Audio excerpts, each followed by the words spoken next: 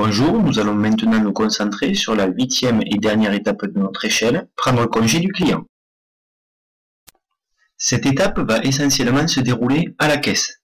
Alors même si le client s'attend à payer, le vendeur doit absolument rester calme, positif, rassurant et l'accompagner jusqu'au bout de sa vente pour vraiment garder le contact.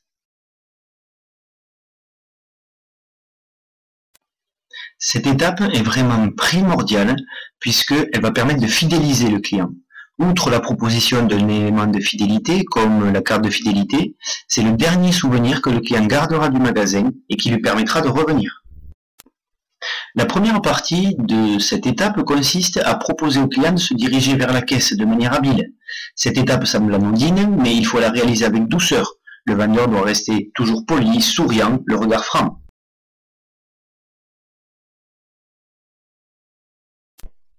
La seconde partie est très importante.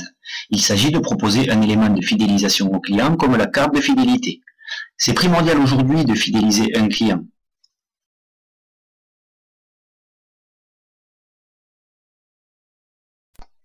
Pour cela, le vendeur doit d'abord demander au client s'il possède déjà la carte de fidélité.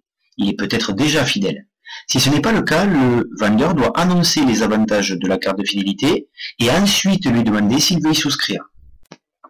Si le client ne possède pas la carte de fidélité, le vendeur va alors la lui présenter, en disant par exemple « Monsieur, notre carte est gratuite, elle vous permet de cumuler de nombreux avantages comme l'accès à nos ventes privées ou des bons cadeaux pour votre anniversaire. Souhaitez-vous la faire ?»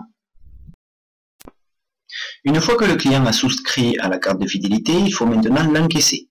Le vendeur doit rester naturel et souriant, même si cette étape est parfois douloureuse pour le client. Il doit d'abord rappeler le prix au client et proposer les moyens de paiement qui sont à sa disposition. Pour un paiement par carte bancaire, il s'agit donc de demander poliment la carte au client, la lui prendre, l'insérer dans le boîtier, lui demander de saisir son code, retirer la carte et la lui rendre en main propre avec son ticket de règlement. Pour un règlement en espèces, il s'agit donc là de prendre les espèces tendues par le client et de les garder à sa vue, sous votre main, sans les rentrer encore dans la caisse. On va d'abord lui rendre la monnaie, puis on rangera l'argent du client dans la caisse. Pour un paiement par chèque, nous allons maintenant vérifier ce que le client a complété.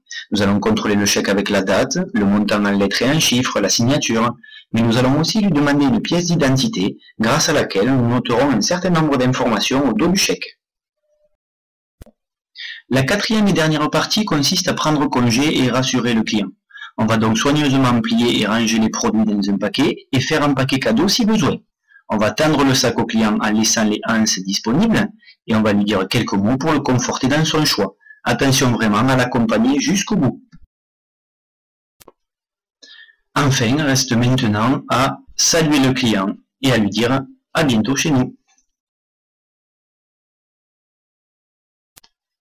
Ce cours est maintenant terminé. Merci de votre attention. À vous de créer une synthèse simple et claire pour vous et pour vos camarades.